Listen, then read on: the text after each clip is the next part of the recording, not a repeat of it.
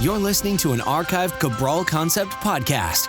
After listening to this show, check out the most up-to-date podcasts available at stephencabral.com/podcasts or search directly on iTunes. And now, welcome to the Cabral Concept, where board-certified naturopath and integrative health practitioner Dr. Stephen Cabral shares how he was diagnosed at the age of 17 with a life-altering illness and given no hope for recovery. It was only after studying and traveling all over the world did he discover how to combine ancient Ayurvedic healing practices with state-of-the-art naturopathic and functional medicine to fully rebalance the body and re-energize it with life. It's time to discover how to get well, lose weight, and finally feel alive again. And now, here's your host, Dr. Stephen Cabral. Happy to have you here today. As always, we're about to get into our Weight Loss and Wellness Wednesday show, talking about the 7 medical causes of a slow metabolism. So what I wanted to do today was actually go over reasons why that we know in both conventional medicine, functional medicine, naturopathic medicine, of why some people honestly do have a slower metabolism, not just because they're an endomorphic body type or the kapha body type, but things that can go wrong with any body type, the ectomorph, the mesomorph, or the endomorph. Because remember, as an endomorph, which is just the larger body type, it doesn't mean that you automatically have a slow metabolism. It just means that it's slower than, let's say, the ectomorph. But even the ectomorph can do things in their life that allows them to become imbalanced, which then slows down their metabolism.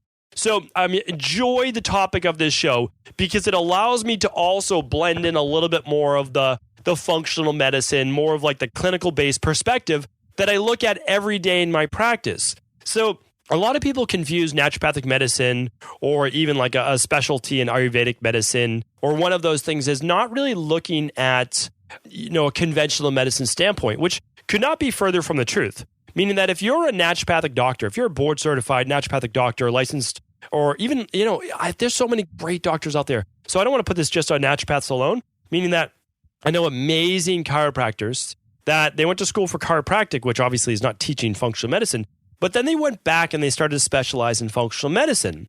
And they know all of these same things. So what I want to do is I just want to make sure that I'm never singling out any one practice. So it's not just about being a naturopathic doctor, like that might be what I am, but it doesn't mean that you can't find a great practitioner in your area that isn't even licensed or board certified. Maybe they're just an amazing nutritionist, or maybe they're an amazing personal trainer that has just done deep work with all of this different type of lab testing, functional medicine, continued research.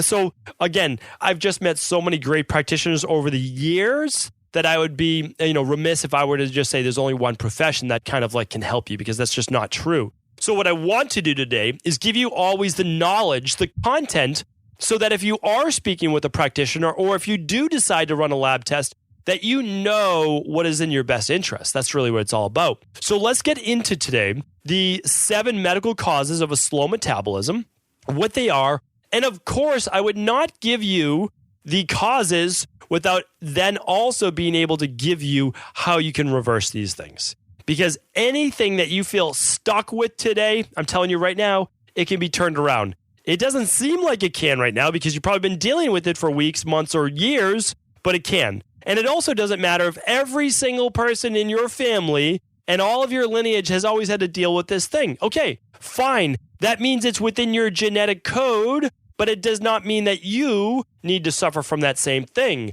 And I've told this story many times before, but all of my grandparents, all 4, had rheumatoid arthritis. Both my parents had rheumatoid arthritis. I got rheumatoid arthritis when I got really sick in my late teenage years, early 20s, but I don't have it anymore, okay? And so that just goes to show that you don't have to have the thing that's in your genetics as long as you decide to rebalance your body. And I know that might seem easier said than done, but everything is in life, right? Everything in life is always easier said than done, but you can still do it. And I always say this, that once you learn what works best for your body, you can't unlearn it. You already know, so that you know as you move through life all of the things that cause the imbalances. So life is not a direct line, right? It's not a direct shot to success. So we get well, we relapse a little bit, and then we figure out, it's this thing that causes me then to start to see those symptoms again. But now I get back to my healthy living, whatever that is for you. And, one cheat meal a week or, 2 cheat meals, whatever it is that works for you. And then you get right back to it. And so again, like you always find out how flexible your body is, how far you can move away from your ideal before you start to see those symptoms. And again, that's just your genetics, that's your code. It matters. Yes, it matters. But remember, no one has to live a life of suffering. I certainly don't believe that. Certainly don't see it in my practice. So before I go on a 20-minute rant, let's actually get into today's show. The first medical cause of a slow metabolism is actually low thyroid. And I wanted to put this first because most people are already thinking, well, low thyroid, that means weight gain, that means slow metabolism. One thing I just want to qualify this is that a slow metabolism does not always have to do with weight gain. A slow metabolism means that all of the processes in the body actually move typically a little slower, okay? So that is just utilization of all the different processes, which means processing or even oxygen. So one of the things that's not talked about a lot in low thyroid is that, yes, thyroid really controls metabolism. So the interesting thing is this. Metabolism also controls the body's consumption of oxygen. So again, we don't even look at this. So if you're feeling more sluggish, not just weight gain with thyroid, if you're feeling more sluggish, low energy, well, that also has to do with a lower utilization or consumption of oxygen, which then slows the metabolism in something called the basal metabolic rate. And I've talked about that a couple weeks back on another Weight Loss Wednesday on how to calculate your basal metabolic rate. So if you want to figure that out, just go to stevencabral.com/podcasts and type in metabolic rate or basal metabolic rate. And you'll actually see the calculator for how many calories per day, approximately, that you should be eating, all of those things. I'll try to link it up in today's show notes if I can. If not, just know that you can always go to stevencabral.com/podcasts and search through how many episodes? 684 episodes so far we've done on the Cabral concept of all different topics that you can get another 20-minute show just on that. So for today's show notes, just go to stevencabral.com/684. I will link everything up today in the show notes. Okay, low thyroid is one. We know that it can slow the metabolism. We know that you'll burn less calories. We know that you'll be more sluggish. We know all of those things that go along with a low thyroid. Well, we have to fix that, right? That's the bottom line. So I have got 2 great shows on why your thyroid may be dysfunctioning. One is because you're harboring certain toxins in your body, and there are 4 main toxins. I'm going to link up that show today in the show notes as well. And the other one is that you might be missing certain nutrients, okay? So you could have certain toxins in your body, such as bromines. That's one right there, okay? Another one would be like fluoride. All of these things actually use up iodine because of its toxicity, and they also block certain molecules from being utilized by your thyroid, such as selenium. That's one of the missing nutrients. So if you're missing these things, such as selenium, you can't actually convert T4 to activated T3. So that's why it's so interesting to me that if medical doctors if they had to study nutritional supplements, if they had to study, let's not call them supplements, let's call it nutritional biochemistry. So selenium is a nutritional supplement, but really it just comes from nature, right? Selenium comes from nature. We know our body needs this. If it's missing it, you can't have an optimal thyroid. That's just one thing. Like, it's so important. So here's the thing. I'm going to link up all those shows, missing toxins, or I should say 4 toxins you don't want to have, a couple missing nutrients you need for your thyroid. And then also you can actually test your thyroid to see how well it's working if you think that this is an issue. And this is very simple to do. You can do the thyroid, adrenal, and hormone test, which is going to show your blood sugar levels, your insulin levels, your cortisol, DHEA, estrogen. Really amazing test. I'm going to be talking about that a lot today. Your choice always, but that's reason number 1. Okay, so the first 4 that I'm going through are all low hormones, all right? Really important to look at. So low estrogen. All right, here's the thing. Low estrogen can lead to lower amounts of muscle mass, which I'm going to be talking about in a moment, but also lower amounts of fat burning. And we see that women during menopause oftentimes gain about 5 pounds of body fat on average. And this is not because of just low estrogen, which we'll be talking about that in a moment, but that is one of the big factors. Because as the body stops producing as much progesterone, as much estrogen, we start to see oftentimes a lowering of metabolic rate, which leads me also to part number 3 and 4. Low testosterone in women is very important to look at as well, because low testosterone, yes, metabolic rate's going to go down, but it's also going to go down subsequently because of reason number 4, which is low muscle mass. So if we don't have enough testosterone, we can't also make enough muscle mass. But also, if women aren't weight training during their 30s, 40s, 50s, 60s, all the way up, which I talk about all the time, women need to be weight training twice a week, okay? Not every day of the week, but you need to be weight training at least twice a week, not back-to-back days, okay? So let's say a Monday, Thursday, Tuesday, Friday, Wednesday, Saturday, just keep them a couple days apart. You can do more, but you need to be doing the big lifts, squats, deadlifts, lunges, step-ups, presses, pulls, chops, those types of things, okay? Now, if you say you can't squat, it's okay. Just sit down on a chair, stand back up. That's a squat, okay? So here's the thing. If you're not doing that, you're not only going to lose 5 pounds during menopause, you're going to lose 5 pounds per decade, and you're going to lose bone mass. That is going to slow metabolic rate. This is a real thing. It's called, well, there's osteopenia for the bones because we don't want bone mass loss, but also we have sarcopenia as well. We don't want any lowering of the muscle because that's going to slow metabolism. Because muscle is very, very important for the body, and here's why. Yes, I know that you don't want to look bulky, a lot of people, but here's the thing. You don't have to look bulky. And muscle is what's going to help stabilize the actual skeletal system, your joints, but it's also going to burn calories, burn body fat all throughout our entire life. Why is that important? Because we want to be able to eat food, right? We don't want to be able to just eat 600 calories a day and only stick to broccoli, right? We want to be able to eat other foods and starches. We want to be able to eat some carbohydrates. And for that, you really do need to be able to stabilize blood sugar. You need muscle mass. Muscle mass is going to be able to utilize glucose, just like your liver, just like your blood, just like your energy metabolism. So it's very, very important to keep on your body. So very important. So how do we test those things? Well, very simple. What I talked about before, the thyroid adrenal hormone test. Because if you have, I'm going to talk about this in a moment, let's talk about it as adrenal-based dysregulation. You're going to hurt, I should say, your metabolism in the long run as well. But we need to make sure we take care of our lows first. Low thyroid, low estrogen, even low progesterone, which I didn't mention, and low testosterone can all lead to a dip in metabolism because essentially you are in more of a sluggish-based state. And you're probably not going to be regulating blood sugar as well, which is my point number 5. Okay, so high insulin goes along with typically blood sugar-based dysregulation. So if your blood sugar is always high in your body, well, you're not going to be able to properly burn body fat. Your body's going to be in a state of higher insulin, which is not good for any of the anti-aging based related issues as well. So it's going to affect the nervous system. It's going to affect the vascular system, which is not good for not only blood pressure, but not good for your eyesight either in the long run too, to have all these high levels of blood sugar. So, or type 2 diabetes, right? So any of these things will not allow you to properly tap into body fat. Even if you don't have an issue with weight gain right now, you do need to be properly utilizing body fat as a fuel source.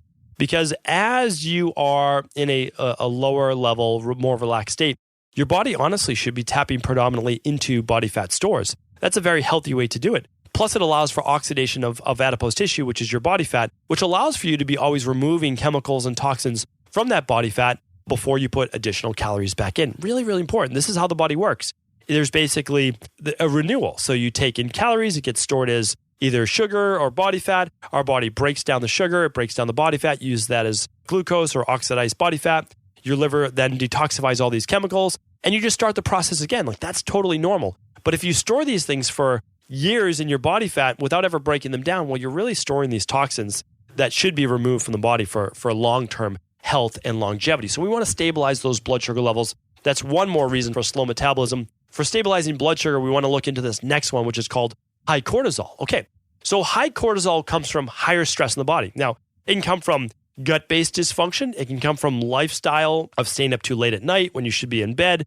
It can come from fight or flight, from being anxious, nervous, stressed in life, from family, from work, from job, from relationships, any of those things as well, leading to this higher level of fight or flight, higher level of epinephrine or norepinephrine output, of adrenaline, of cortisol. When these things happen, we get this cascade event now of hormones that happens from releasing sugar into your bloodstream for this immediate fight or flight based response. High levels of cortisol actually in the longer term can lower levels of thyroid or active thyroid in terms of activated T3, which is essentially 70% of all usable thyroid hormone in your body. It can lower testosterone levels in the long run. It can lower DHEA, all the things that we want as well to help build body mass or keep the muscle on your body, because higher levels of cortisol can also break down bone. It can break down muscle mass. Not ideal. Not a good thing. How do we test that? Again, the same exact test. This one test tests everything. You don't have to do it. I mean, you really don't. You can start to stabilize your body without it by good nutrition, by lifestyle-based factors of calming the body, whether it's through hatha yoga or meditation or Epsom salt baths or speaking with a counselor, a friend, whoever it might be. Like, there's a lot of different ways you can do this. But how I like to do it is first actually find out if it's an issue. And you can run that thyroid adrenal hormone panel, which I will link up in the show notes. Even if you decide not to run it through our website with my recommendations and speaking with my health coach, it's totally fine. Like, that is not why I mention these things, because what I do is I link it up in today's show notes, stephencabral.com/684, and then you'll know about the test, right? It's all about knowledge. It's about education. And then you can decide to run this maybe with a functional medicine doctor in your area that also specializes in hormones. But as I'm going to say right now, I actually don't recommend supplementing with estrogen. I don't recommend supplementing with cortisol, which I'll talk about in a moment, or I don't recommend supplementing with testosterone as well. I just don't. I don't think they are ideal. I don't think that there's a need for it if you look at it from a really healthy long-term perspective. Now, someone could say to me, well, in the short term, could I supplement with estrogen because of this, and this issue? I would say, okay, you can make a case for it. If you want to do it, fine. Let's just make sure we taper you off in the next 12 weeks. Testosterone, I can't recommend ever for men. And the reason is that the older you get, your likelihood of ever turning back on your own natural testosterone production after a supplemental exogenous-based testosterone you put in your body is not good, right? And if you're younger, well, you need to figure out why your body's not producing optimal testosterone, which we can figure out, okay? A lot of times it is from stress. It's from higher levels of cortisol. We need to work from that. More catabolic-based state. Not enough zinc, not enough vitamin C, not enough of all of your nutrients, right? So if you're not doing something like the daily nutritional support shake with, maybe additional zinc, then you should be doing that. Okay. The last cause medically of a slow metabolism is certain drugs. So people think that you can just put any type of pharmaceutical drug in your body and that it doesn't affect any other system of your body. And it's simply not true. Okay. So a lot of things, like everything from literally a acid blocker, where you're like, how would that affect my metabolism? Here's the deal. When you use an acid blocker, you are not being able to digest, break down, and absorb all the nutrients your body needs, okay? You're simply not going to be able to break down protein as well. We know this because obviously you're not producing as much acid, which means you're not going to be breaking down and getting as much zinc, which means you're not going to be getting as many minerals such as calcium and magnesium, which is needed for the parasympathetic nervous system as well, regulating the nervous system. So all of these things matter downstream. They'll never tell you about this in the American medical system, and the reason is that they're just not taught it in that way. They're simply not. They just say, oh, pharmaceutical drug, here's a pill for that ill, and that's just the way it is. It's unfortunate, but it is the way that our system works. It's not the doctor's fault. It's what they're taught. So it is what it is. That's just the way it is what it is. So if you want acute-based care, if something's happening to you and your life is in jeopardy, please go to your emergency room, go to a walk-in clinic, go to see your medical doctor. Very, very important. For all chronic-based issues, please go to see a natural health practitioner. That's just the way it is. And there's nothing wrong with that. I'm glad that we have our advanced medical system for things like acute-based care, but we also need someone to look at our long-term health, okay? And both are great. They really are. The other thing is steroids. So prednisone or other steroids are going to cause weight gain in most people, and they can also lead to an eventual slowing of the metabolism, oftentimes because they spike cortisol, okay? Beta blockers and statins both zap energy. And when you've zapped your energy from mitochondrial-based dysfunction, well, you're not going to be as apt to exercise, move your body, move in general, right? Because you're sluggish. And it also affects how high a lot of times you can even get your heart rate in the case with blood pressure-based medication. So all of these things are very, very important to look at in the long run. Blood thinners would be associated in the same category as that. And if you're on those, it doesn't mean to stop today. What it means is that you should work with a natural health practitioner to be able to get your body rebalanced. If it's blood pressure, cholesterol, all those things can be rebalanced naturally. And the thing is that we don't treat the blood pressure. We don't treat the cholesterol. What we do is we treat the person. We look at the person. We say, okay, you have high cholesterol. You have high blood pressure. Why do you have high blood pressure? Why do you have high cholesterol? And then we just work downstream. We look at all the different causes that could cause high blood pressure, that could cause high cholesterol, rebalance those specific issues through functional medicine testing, and then functional medicine practice, right? Through our lifestyle, through good, fine eating, through nutritional supplements in the short term, all of those things, we get the body well. All of a sudden, it's like magic. These things disappear that we never thought we could get rid of, right? Because we aren't treating the disease, we're treating the person. We're looking at the person as an individual, not a number, not a chemical system that needs another drug for the body to function. We know that no person was ever born deficient in a statin. We know that no person was ever born deficient in a beta blocker or in an acid blocker for the stomach. We know that that's not true, that none of those things are real. They're all synthetic. We don't need them. But what we need to do then is look deeper into the person of why something went wrong in the first place. So hopefully this helps. We're looking at low thyroid, low estrogen, low testosterone, low muscle mass as the lows for the cause of a slow metabolism. And then we're looking at high blood sugar or higher levels of insulin, which is almost one and the same, higher levels of cortisol, and we'll call it high levels of drug use, which is one of these drugs on a daily basis that we want to be very, very careful of. So my recommendation is, if possible, run the thyroid adrenal hormone test. And that's going to look at everything we spoke about today. And you can do that with us. You can do it with your local health practitioner, totally fine as well. Or just use that education, look more into it about why these go wrong, like on the thyroid-based show that I'll be linking up today. What are the toxins? And then you might do something like a detox instead, or just get into a healthy nutrition protocol, right? And healthy exercise protocol. And I have 684 previous podcasts that I hope that you'll tune into and check those out for all the other different recommendations where you can get the education. If you can't afford the lab testing, that's okay. I always tell people, I'm going to give you the education. I'm going to give you the content so that you can figure it out if you want on your own, if you need to, if you're not able to seek out the advice of a coach or practitioner. Hopefully all of this helps. Of course, I always answer your questions on the weekends as well on the Cabral House Call, and I'm happy to do that as a follow-up if needed. Thank you everyone for tuning into this Weight Loss and Wellness Wednesday show on the Cabral Concept. You know I appreciate each and every one of your listens. Please do feel free to share this show with anyone you believe it could help.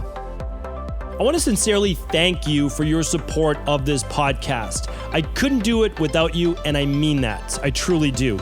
I also want to make sure you knew that we now have multiple ways for you to find your answers to the most difficult health, wellness, weight loss, and anti-aging questions.